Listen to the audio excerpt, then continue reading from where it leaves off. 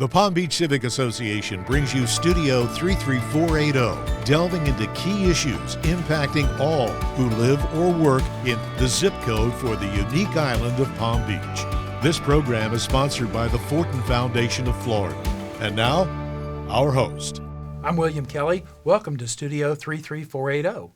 We've just recently put the 2024-25 season to rest, and now another summer is upon us. But even in these relatively quiet summer months, when so many of our residents are away for the season, Palm Beach's town government remains engaged in the business of running the town. We've asked Town Manager Kirk Blouin to join us for this edition of Studio 33480 to talk about the priorities at Town Hall this summer. Kirk, thank you for joining us. Thank you for having me. Town priorities for this summer. A big thing this time of year is always the town budget proposal. The town manager submits his budget proposal to the town council for its review, I think around July 1. Can you kind of just walk us through that process a little bit? Sure, you're correct. Our budget workshop will begin early in July with the full council and members of the public. But our process is a year-round process. The building of the budget actually starts in January.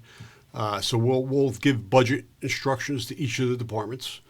And they'll build their own budgets based upon the needs and standards of the community. They'll submit that budget to the finance department. The finance department and myself and other members of our town management team will sit down with each department and literally go line by line to discuss each item in their budget. The things that will probably get a little more scrutiny or additional requests for additional personnel, new equipment, replacement of equipment. Sometimes we'll look at replacement of equipment. Does it really need to be replaced, or can we postpone it for another year? As it relates to personnel, sometimes it makes sense. In the past, it made sense for the town to contract out a lot of positions. That balances and that formula has now changed quite a bit. The market for contract employees has increased quite a bit in many areas. So in some cases where it makes financial sense, we now bring that back in-house, particularly when the costs are actually lower for us to hire an employee as opposed to contracting it out. And we also have more quality control. After we've done our review with each of the departments, we hold our one-on-one meetings with each one of the council members. We go through the entire budget, we seek their input or direction. And then after we're done meeting with the mayor and the council individually, we'll get them together as a group where they can now discuss things out in the open and the sunshine, and we'll seek further guidance and direction. But once you've accounted for the personnel that's needed for each department and the equipment that's needed for each department and the projects that are needed, such as beach nourishment, rehab of pump stations, roadways, so on and so forth, there's very little additional revenue that's available. After the council's given us our direction at the budget workshop, we'll fine-tune our budget and then present it in September for a final reading as required by state law. But the budget process doesn't end there. Like I said, it's a year-long process. So we've built the budget and it's approved by the council. Before we make the expenditure, do we still need it? Can we postpone it? Is there a better way to do it? If there's not, we'll try to procure it at the best price possible. And if it's an expenditure over a certain amount, even if it's in the budget, it has to go back for council review, so it'll be placed on the agenda for their discussion and approval. The overall goal, at least from the staff's point of view, is to build a budget where there's no property tax increases for the homesteaded, while still meeting the needs and standards and expectations of the community. But then once the budget's built, if we return any excess funds or surplus funds back to the fund balance, that's our goal. This budget coming up is for the fiscal year that begins October 1st. That's correct. Any sort of heads up about what residents may be able to expect in terms of the property tax rate and spending priorities, challenges for the coming fiscal year? Sure. So we got our preliminary property tax rate from the appraiser's office, and sometimes they'll modify that and send us a new number. But the number that they've sent us to date is 7.33%. And so that's the increase in the appraised value. But it's a little confusing for the general public. That doesn't mean that the town receives an increase in 7.33%. Because of the homesteaded property owners and the way that's calculated, we receive roughly about half of that appraised value. And then because we're lowering the millage rate, we're even receiving less. So that 7.33% will equate to about $82 million in revenue for the town. And I know the town likes to point out that of each property tax dollar that homeowners in the town pay, typically about 17 or 18% of that goes to the town, and the remaining 82% or so goes to Palm Beach County, the school district, and all of the other taxing districts in Palm Beach County. That is absolutely correct. That was a misunderstanding for some people that always say, I don't understand why we're, in many years past, have a short in some areas. In the past, it was pension. Because of the large amount of taxes they pay. They do pay a very substantial amount of taxes, but the majority of that money is going over the bridge into Palm Beach County for the services that you mentioned. It's roughly about 18%. I think we're a little below 18% last year. I noticed early on you made a reference to additional equipment and additional personnel. I wasn't sure if you were speaking generally year over year or if you were talking perhaps about something specific this year ahead. Is there anything specific? Sure. We do plan on bringing one contract to handle the workload in the planning, building, and zoning department, and make that an employee position. Not only do we save money, but we'll have a better quality control of the product.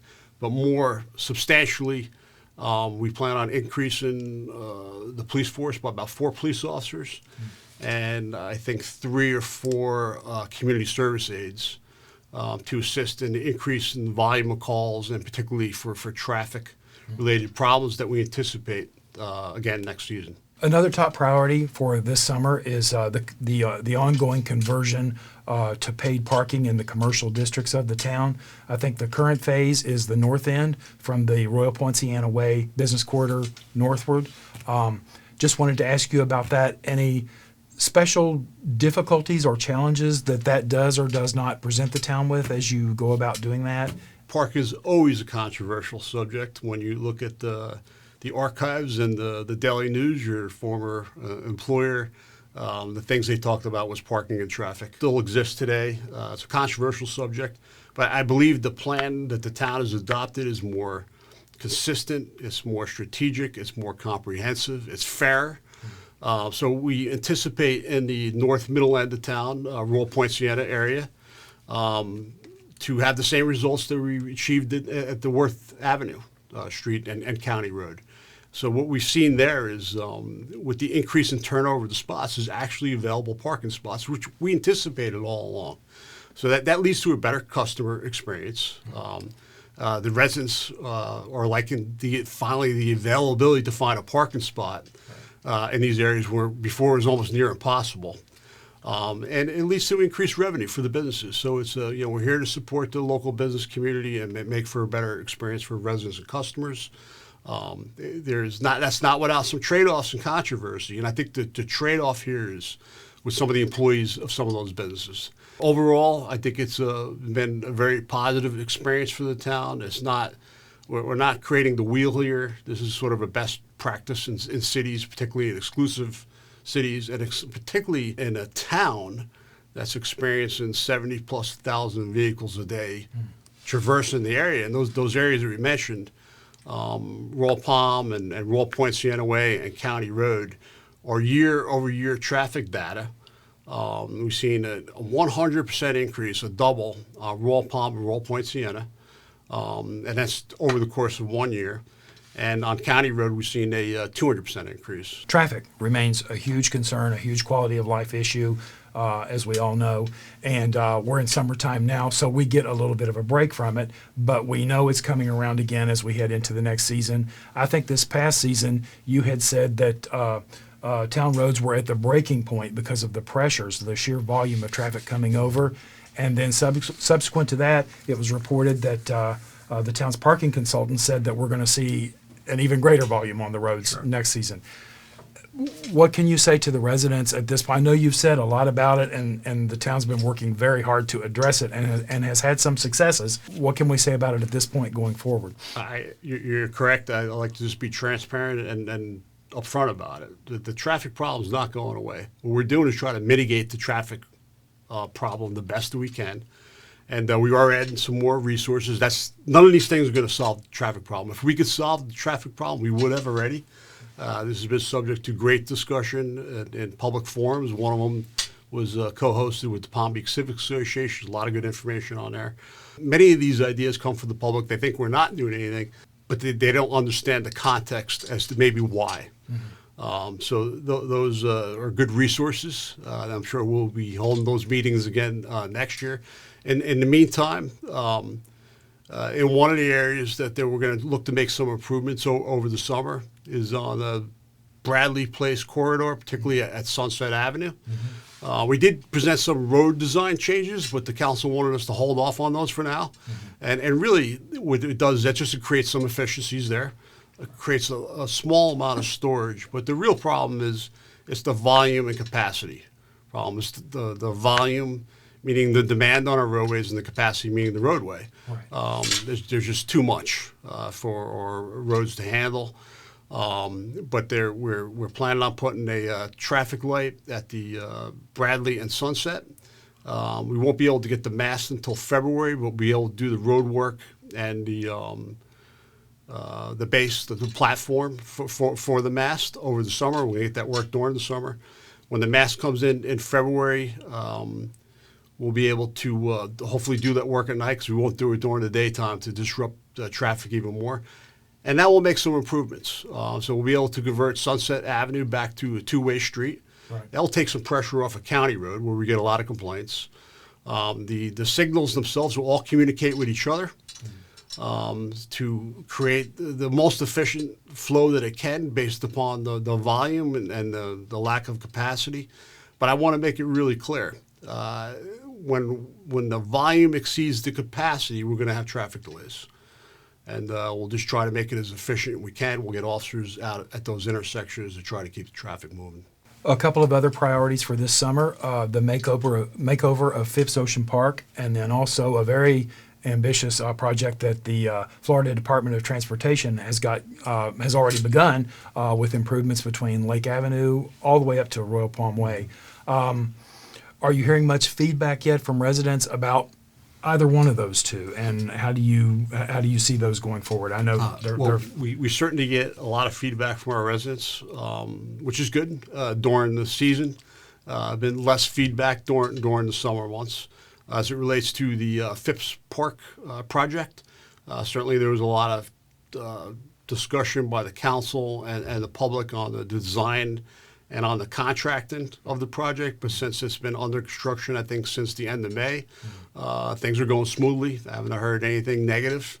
That is scheduled to be completed and open in October of 2026. As it relates to the DOT project, there's been a really lot of public input on that, not only from staff direct with the DOT, the mayor direct with DOT in person and in writing, the council sometimes individually direct with DOT as a group with mayor and council meetings. And they held a lot of public forums where they received citizen input. Right. The town is very consistent with our residents in our input and in our objections. We don't object to all parts of the project. Some of them are good, like the drainage and the milling and resurfacing and the curb improvements and the signalization, the pedestrian crossing. Those are all good. They did reduce the scope of it a little bit, so that won't affect the improvements in the areas, particularly down by where the condominiums are, where they need to remove them from the right-of-way. The only thing that's really left that's under contention is the sharrows, which are the bicycle markings in the middle of the roadway. Right. The mayor and council provided the input to DOT again at a council meeting. They said they would reconsider that. During the construction phase, which has begun, there's two areas of town that they're working at the moment, from Lake Avenue to Ibis Isle and from Blossom Way to Royal Palm Way. We haven't received any complaints. I'm sure there's a directional traffic control in there when needs be. They've been working very closely with the town on try to mitigate any traffic concerns, particularly going forward. The town is trying to work on the scheduling of the project, the sequencing rather, to try to minimize any impacts. DOT has shown some willingness to. They want to do some work on Saturdays and at night to speed up the project, because right now the project completion date is 18 months from the start. They'd like to accelerate that, which is good news. Sure. and we're going to try to work the best that we can with DOT to try to minimize any of these impacts that may be on our roadways. Another very high-profile issue, the City of Riviera Beach's proposal to establish and operate a mooring field approximately 500 feet from Palm Beach's north end shoreline within the town's jurisdiction, a point that you have made forcefully on a number of occasions. But some good news from the town's perspective recently, when the Department of Environmental Protection reversed an earlier decision and said that it would not award, did not intend to award a state permit for this mooring field that's near the town of Palm Beach. Why does the town object so strongly? And given this recent decision, is there cause for optimism on the town's part? Well, this has been going on with the South Mooring Field. That's the mooring field outside of the town of Palm Beach's jurisdiction. Yes. For roughly about 3.5 years. Right.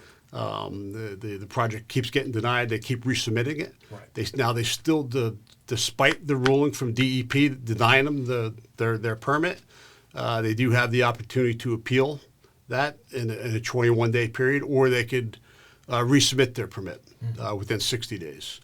They could also file a new permit. The town does not object to the two north mooring fields close to their jurisdiction or within their jurisdiction. It's the south mooring field that we object to.